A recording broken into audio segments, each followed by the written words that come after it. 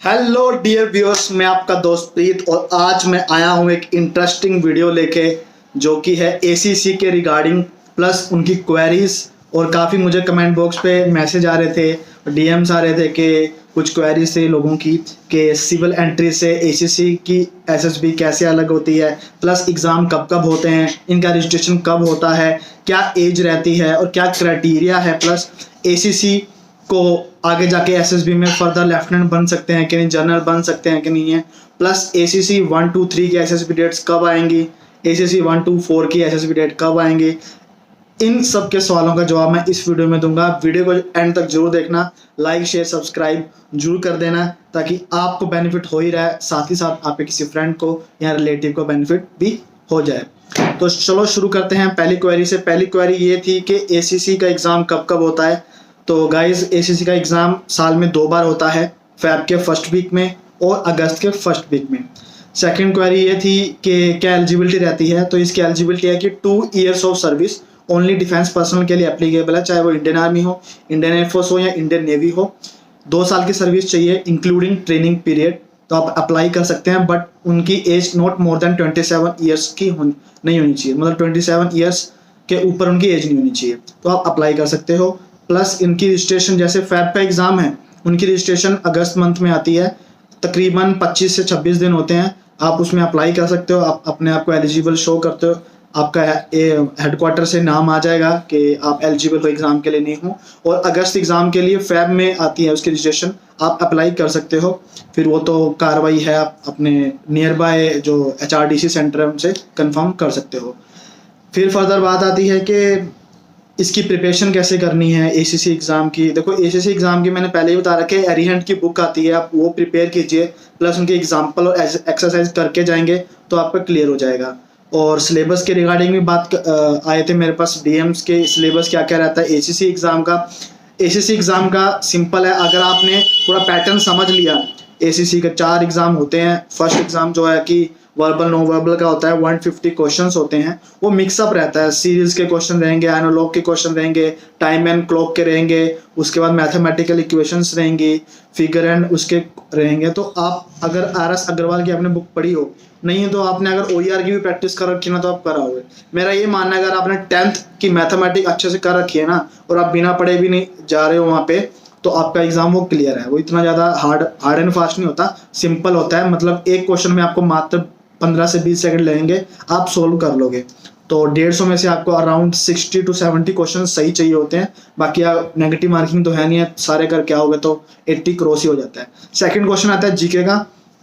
काफ़ी लोग परेशान रहते हैं कि उसमें करंट जीके आएगी, ये है वो है, बट भाई मेरे 60 to 70% वो आती है स्टैटिक जीके, बाकी 40% रहती है वो आती है आपकी करंट जीके। और करंट जीके ये नहीं कि लास्ट के 6 मंथ, वो मिक्सअप रहती है, 1.5 साल पहले भी हो सकती है, साल भर पहले भी हो सकती है, वो मिक्सअप रहती है। और जनरल रहती है, ये नहीं कि डीप पूछेंगे, नॉर्मल भी, ये कब किसने जीता, और मान लो कि अभी जो वैक्सीन को कहाँ ट्रायल किया गया है, कौन सी वैक्सीन कितना क्या है, कौन से कितने फेज रहते हैं, वो सब नॉर्मल रहता है। वो आप अगर देखोगे ना तो समझ जाओगे। प्लस जैसे IPL अभी जो UAE दुबई में हुआ था, वो किसने जीता था, तो ये सब जनरल जीके के क्वेश्चन रहते हैं। इसमें भी वही आइडिया 150 में से 60 to 70 आपको सही चाहिए होते हैं और आप कर लेते हो। थर्ड आ जाता है इंग्लिश का पेपर। ये हार्ड लगता है, आर्मी कैंडिडेट को भी इंग्लिश का पेपर आ गया, पता नहीं क्या ही आ गया, और मैक्सिमम लोग इसी में मात खाते हैं। इंग्लिश का जो फर्स्ट पेपर रहता है उसमें 100 क्वेश्चन रहते हैं ग्रामर के। भाई ग्रामर 10th लेवल की रहती है। अगर आपने कोई छोटी मोटी इंग्लिश की बुक भी पढ़ी होगी या फिर 10th लेवल तक, अगर बेशक आप हिंदी मीडियम से हैं कुछ भी हैं, आपने इंग्लिश तो पढ़ी होगी, जनरल इंग्लिश आती है। 100 में से आपको अबाउट 40 to 50 क्वेश्चन आपके सही चाहिए होते हैं और वो हो जाते हैं। उसमें इंक्लूडिंग होते हैं एंटोनियम, सिनोनियम, रीअरेंज वर्ड्स और रीअरेंज सेंटेंसेस, एरर मेकिंग, सब है उसमें। सफिक्स प्रीफिक्स जो भी लगते हैं इंग्लिश में, जो ग्रामर होती है नॉर्मल जनरल इंग्लिश जो एक आम आदमी को आनी चाहिए, वो उसमें होती है। फिर जो नेक्स्ट पार्ट होता है रिटर्न का, उसी दिन ही होता है, 1 घंटे का ब्रेक, एक या आधे घंटे का ब्रेक रहता है। उसी दिन जो रिटर्न का पार्ट होता है उसमें आपको ऐसे राइटिंग लिखना होता है 300 वर्ड का। उसके बाद आपके पास लेटर राइटिंग आता है। उसके बाद आपको पैराग्राफ में से जो क्वेश्चन बनाने होते हैं, आप तो और भी इजी हो गए, ऑप्शन देने लगे हैं, पहले ऑप्शन नहीं देते थे।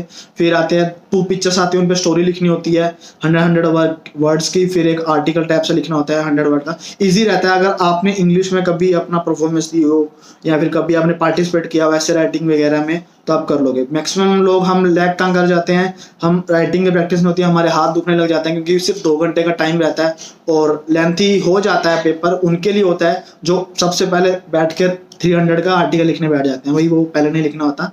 बाकी अपना अपना टेक्स्ट होता है। मैं तो ये मानता हूँ पहले मैं जो पैराग्राफ राइटिंग वो क्लियर करता हूँ, फिर 2 पिक्चर्स को लिख के, फिर उसके बाद आपका जो 2 आर्टिकल सीखने होते हैं 100 वर्ड्स के, वो लिख के उसके बाद आराम से बैठ के आप आर्टिकल लिखिए और लेटर लिखिए, आपका कवर हो जाएगा। फास्ट स्पीड रखिए और बीच बीच में वर्ड्स मत काउंट कीजिए। आप रफ एस्टिमेट लेके चल सकते हैं कि मुझे 2 से 2.5 पेज भरने हैं तो हो जाएगा। तो इंग्लिश का पेपर मोस्ट इंपॉर्टेंट होता है, specially for the army candidate. आप आराम से दीजिएगा और अगर आपने 10th में इंग्लिश पढ़ रखी है बस उसी को ही थोड़ा कार्विंग कीजिए तो आपका हो जाएगा क्लियर। 4th जो रहता है वो एकेडमिक टेस्ट रहता है, सबसे इंपॉर्टेंट वही रहता है। तो जो भी आपने पढ़ा है आज तक अपनी पढ़ाई में 10+2 तक वही सब आता है। मिक्स्ड साइंस आएगी, फिजिक्स केमिस्ट्री बायो मिक्स रहती है, वो भी स्टैटिक रहती है। जैसे सेल की इन्वेंशन किसने की थी और न्यूटन का 3rd लॉ क्या है, ये सब स्टैटिक होती हैं जो हमें पता होते हैं। जनरल पूछते हैं कि बायोन्सी का लॉ कौन सा है, फादर ऑफ बायोन्सी कौन है, तो ये सब पता होना चाहिए आपको और वही आता है। फिर आता है ह्यूमैनिटीज़ की बात की जाए, ह्यूमैनिटीज़ में आपका पॉलिटिक्स, हिस्ट्री, ज्योग्राफी ये मिक्स रहता है। इकोनॉमिक्स के क्वेश्चन रहते हैं, ये 50-50 के सेट रहते हैं, 100 हो गए। फिर 50 का आता है मैथमेटिक्स, और मैथमेटिक्स जो 10th लेवल की रहती है उसमें आपका एरिया निकाल लो या फिर पेरीमीटर, उसके बाद प्रॉफिट लॉस के क्वेश्चन हो जाएंगे, या मैथ्स के जितने जनरल नॉर्मल क्वेश्चन रहते हैं वही सब रहते हैं। और अगर आपने 50 में से अमूमन 15 से 20 क्वेश्चन भी कर दिए, जैसे मेरे तो मैथ वीक है तो मैं तो 15 से 20 क्वेश्चन करता हूँ तो हो जाता है क्लियर, ऐसा कोई हार्ड एंड फास्ट नहीं है। जो ओवरऑल 150 क्वेश्चन का सेट रहता है जो एकेडमिक टेस्ट में, 50 साइंस, 50 ह्यूमैनिटीज, 50 मैथमेटिक्स का, इनमें टोटल अबाउट आपके 60 to 70 क्वेश्चन राइट होने चाहिए। अगर आपने साइंस और ह्यूमैनिटीज में कर लिया तो ओके, कोई दिक्कत वाली बात नहीं है। जुड़ने के आपको हर एक में पास होना जरूरी है। नेगेटिव मार्किंग यानी आप जो मिल रहा है करते रहो, नहीं भी आता तो तुक्का तो मार ही दो, आपका एग्जाम क्लियर हो जाएगा। ये पार्ट था सिलेबस का जो मैंने आपको बता दिया है। हेल्प के लिए अरिहंट की बुक ले लीजिए, उसमें पूरा इंडेक्स में मेंशन किया हुआ है, उसमें थोड़ा डीपली ब्रीफ किया हुआ है, बट आपको ओवरव्यू, एक बार आप बुक से गो थ्रू हो जाएंगे, फिर नेक्स्ट टाइम जब एग्जाम की प्रिपरेशन करेंगे तो ओवरव्यू ले लेना तो आपका हो जाएगा क्लियर। तो ये थी एसीसी के रिगार्डिंग के भाई ऐसे ऐसे सीन है। बाकी रही बात एसीसी 1, 2, 3 की एसएसबी डेट्स कब आएंगी गाइस, मई के फर्स्ट वीक से 15 मई तक आ जानी चाहिए थी, बट वो इसलिए नहीं आ पाई। पहली बात तो कपूरथला वाला स्कैम वाला सीन रहा, दूसरा भी कोविड का सेकंड आउटब्रेक रहा है, तो अभी उन्होंने भी अपना बंद कर दिए हैं, इवन एएफएस भी बंद हो गई हैं, तो अपना वो भी बचाव करेंगे, इवन आपकी भी कोई खतरा ना हो, इसलिए ट्रैवल वैवल करने में भी थोड़ा वो है। अभी टीएस की एसएसबी डेट्स आ रखी हैं मई के एंड में, देखो क्या बनता है तब तक। अगर लिबरल रहा तो सही है, आपके भी आ जाएंगी। मोस्ट प्रोबेबली आपका बैच लेट ही स्टार्ट होगा, जो जुलाई में होने वाला है वो मोस्ट प्रोबेबली अगस्त तक जा सकता है। और एसएसबी सेंटर्स को मिनिमम टू मिनिमम 10 दिन लगेंगे आपके एसएसबी कंडक्ट कराने में, तो ज़्यादा अगर आप प्रिपेयर कर लिए हैं तो उनको टेस्टिंग पे जरूर लाइए, टाइम के साथ प्रैक्टिस कीजिए। प्लस मैं फर्दर वीडियो डालता रहूँगा कि एसएसबी की प्रैक्टिस कैसे करनी, क्या करना है। अगर आप प्रिपेयर हो तो अपनी प्रिपरेशन को और बेस्ट कीजिए, क्योंकि 10 डेज में वो एसएसबी लेंगे और छोटी सी गलती आप आउट। तो ये मत सोचिए कि मैं प्रिपेयर हूँ और मैं तो जाऊँगा तो मेरा तो क्लियर है ही है। थोड़ा पॉजिटिव साइड भी लेके चलिए, थोड़ा नेगेटिव भी लेके चलिए। क्यों 10 दिन में एसएसबी कंडक्ट कराना, उनके पास अबाउट 3000 कैंडिडेट रहेंगे, तो उनकी एसएसबी कंडक्ट कराना, उनमें से मिनिमम सीट तो 75 है, पर मुश्किल से मुझे लगता है 40 to 50 ही जाएंगे रिकमेंडेशन इस बार भी। तो उसके लिए ही आपको इतना हार्ड प्रिपेयर करना पड़ेगा कि आपको निकालना पाए। छोटी छोटी गलती को भी आप अपना ध्यान रखना है। मिरर के सामने रह के आप बोल सकते हैं, अपनी इंग्लिश की प्रैक्टिस कर सकते हैं। कोई भी स्टोरी आपने बना रखी है उसको बार बार प्रिपेयर कीजिए, उनको बार बार शीशे के सामने बोलिए, तो आपकी वो हैबिट में आ जाए। क्योंकि ये ना कि आपने यहाँ पे तो घर में प्रैक्टिस कर लिया बेड पे बैठ के, बट जब आप ऑन द स्पॉट वहाँ पे गए प्रैक्टिकली आपसे वो चीज़ें हो नहीं पाई। तो उस चीज़ को ध्यान रखते हुए मैं ये चीज़ आपको बता रहा हूँ कि प्रैक्टिस जरूर कर लेना मिरर के सामने में, और मम्मी या पापा को एक बार स्टोरी जरूर सुना के दिखाना। और जितने भी करंट अफेयर चल रहे हैं, चाहे वो कोविड की लहर ही क्यों ना हो, कुछ भी हो, कैसे ओरिजिन हुआ, वो सब जरूर प्रिपेयर कर लेना। प्लस आपने अपना जो क्वारंटाइन पीरियड है या फिर कभी भी आपको कोई टेस्ट वेस्ट हो या कुछ भी आपका जो कोविड का एक्सपीरियंस है, इसको जरूर कर लेना, क्योंकि वो चीज़ आपसे जरूर पूछी जाएगी कि आपने इस टाइम में आपने कैसे वो किया। प्लस जितना भी आपसे बनता है जरूर प्रैक्टिस कीजिए। रही बात 1 to 4 एसएसबी डेट्स की, तो आपका रिजल्ट तो अभी मार्च में ही आया है। अभी जिनका सितंबर में रिजल्ट आया तो उनकी एसएसबी तो आई नहीं है, तो आपका जो एसएसबी डेट्स रहेगा वो एक्सपेक्टेड अक्टूबर नवंबर लास्ट तक रहेगा। तो आपके पास काफ़ी टाइम है, प्रिपेयर कीजिए अपना। ऑनलाइन आजकल तो कोचिंग भी स्टार्ट हो गई है, प्लस आप वो भी ले सकते हैं।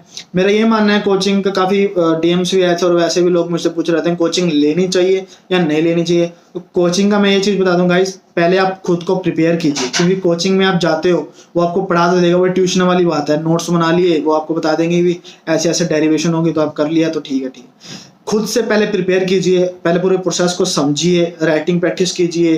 तो जब आपको लगता है कि हाँ मुझे ABCD आ गई है, कि मैं लिख पाता हूँ स्टोरीज, मुझे प्रोसेस पता है, तो कोचिंग सेंटर में जाके आप अपनी जो भी जितनी प्रैक्टिस की है उस चीज़ को और नरिश कर सकते हो और बेटर कर सकते हो। तो ये चीज़ ध्यान में जरूर रखें कि कोचिंग लें, बट पहले आप खुद को प्रैक्टिस करें, पहले पूरे प्रोसेस को समझें। जो टेस्टिंग है, चाहे WAT है, टेट है, उनकी पिक्चर्स को लिखें।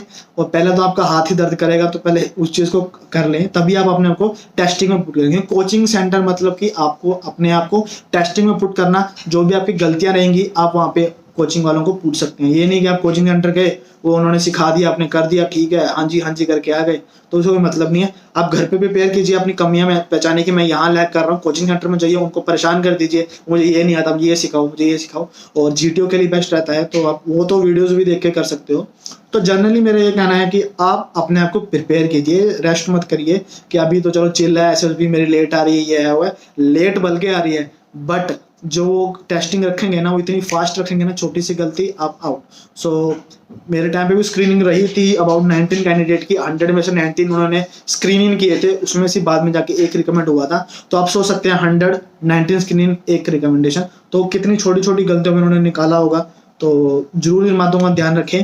और भी कोई भी क्वेरीज या कुछ भी आपके मन में डाउट हो तो जरूर कमेंट बॉक्स में डालें। ये वीडियो आपको कैसी लगे जरूर लाइक कीजिए, शेयर कीजिए अपने सखी संबंधी या जिनको भी आप ये मैसेज या वीडियो जितने ज़्यादा शेयर करेंगे उतने उनकी हेल्प भी होगी, आपकी तो हो ही रही है। कोई भी कैसे भी प्रैक्टिस करनी है, कैसे क्या करना है, आप मुझसे पूछ सकते हो। फर्दर मैं आपको SSB के जो साइकोलॉजी टेस्ट है उसकी वीडियो डालूंगा जल्दी, और उसमें बताऊंगा क्या क्या चीज़ों को ध्यान रखना है। बट वो उस चीज़ का तभी फ़ायदा है जब आपने साइकोलॉजी टेस्ट के बारे में पढ़ा हो। अगर मैं आपको बोलूँ कि WT में आपको 60 वर्ड्स करने हैं, इन वर्ड्स को ऐसे क्या करना है, ठीक है, मैं अपना जो कहते हैं ना जनरल फीडबैक कैंडिडेट का बता सकता हूँ, ये चीज़ें ध्यान रखनी है जो अमूमन कोचिंग सेंटर में नहीं बता सकता। एक पर्सनल एक्सपीरियंस ही बता सकता है कि भाई मैंने ये गलती की है, आप मत करना, और ये चीज़ों का ध्यान रखना। तो जरूर इस वीडियो को लाइक और शेयर कीजिए, और पूरी वीडियो को देखने के लिए थैंक यू। टिल देन, जय हिंद।